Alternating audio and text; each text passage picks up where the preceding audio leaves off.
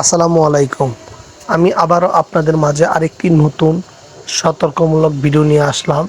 কারণ ইদানিং দেখতে পাচ্ছি বিভিন্ন টেলিভিশন, নিউজ, পত্রিকায় অ্যাক্সিডেন্ট।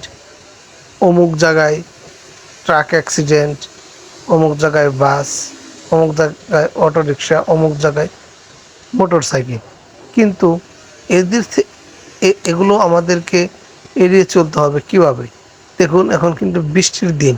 বৃষ্টির দিন রাস্তাঘাট এমনিতেই ফাঁকা থাকে, কেউ সচরাচর ঘর থেকে বের হয় না।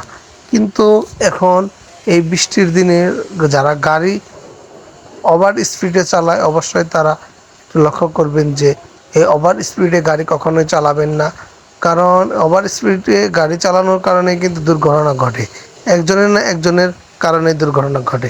এই দুর্ঘটনা যদি হয় তাহলে আপনারও ক্ষতি, আমারও ক্ষতি, আপনার পরিবার আছে, এই কথাটি সবসময় চিন্তা করবেন। একটি দুর্ঘটনা সারা জীবনের কান্না।